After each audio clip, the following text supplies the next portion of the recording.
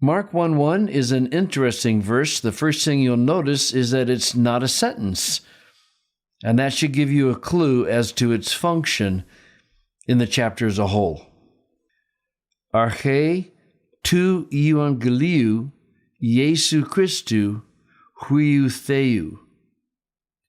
Beginning, and you'll notice that there is no article there, which again is typical in salutations and in titles and things like that. And as you may have figured out by now, Mark 1:1 is really the title, maybe not to the whole book, but at least to the first part of the book. But it's the beginning of the gospel of Jesus Christ. And who is Jesus Christ? He's the Son of God. Now, there's a couple of really important things here, but the easiest one is, what is the relationship of huiou theou to Iesu Christou? Well, it's in simple apposition, isn't it? We've already seen this. That Jesus Christ is, in fact, Son of God. Now, there's no article in front of huiou or theou, although there is a textual variant that does put an article in front of theou. But again, in a title, that is irrelevant. And I would translate it, Jesus Christ, the Son of God, because it's obviously what Mark is wanting to say. You know, when we want to talk about the divinity of Christ, we often go to John, but Mark has very strong arguments for the divinity of Christ because Jesus does what only God can do all the way through the gospel. So right up front, Mark is telling us that he's going to tell us about the gospel of Jesus Christ, and that Jesus Christ is, in fact, the Son of God. That's why I would say the Son of God in the translation.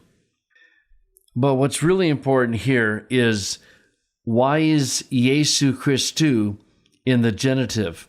And we're going to meet a very important concept in this passage. And in the graded reader, I go into this in quite detail, so make sure you pay attention to it. We have here the question of, is Iesu Christou a subjective genitive or an objective genitive? If it's a subjective genitive, what it means is that the word in the genitive is functioning as the subject of the implied action in the noun. Now, I know it's strange to think of a noun having an implied action. The easiest way to do this, though, is to say, is there a verbal form of the noun euangeliou? And of course there is euangelizomai, it's to preach. So euangeliou is classified as a verbal noun. And so if this is a subjective genitive, then Jesus Christ is acting as the subject of the action implied in the noun euangeliou. And I just use the word produces to help me. Jesus Christ produces the gospel. In other words, Jesus Christ announces the gospel or proclaims the gospel. However, if Iesu Christou is an objective genitive, it means that it is receiving the action of the verb implied in the noun. And I use the word receives. It's the gospel received by Jesus Christ. In other words, it's the gospel about Jesus Christ. Now, I know this is a long discussion, but the distinction between subjective and objective genitives is really important in your Greek career. So the question is Jesus Christ producing the proclamation, or is he receiving? In other words, is he himself the content of the euangeliou?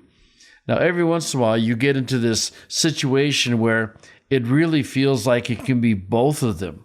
That it's not only Jesus who proclaims the good news, but he is in fact the content of that good news. And so we have another kind of genitive called a plenary genitive that basically is a meshing of objective and subjective genitives together. In terms of phrasing, you would certainly want to put those on their own line, and it's the gospel produced by Jesus, or is the content of that, and huiou theou is in apposition to Jesu Christus. So the phrasing would be pretty simple like that. But what's really important here is that you kind of spend a little time in grasping what kind of genitive that is, and what's the difference between a subjective and an objective genitive.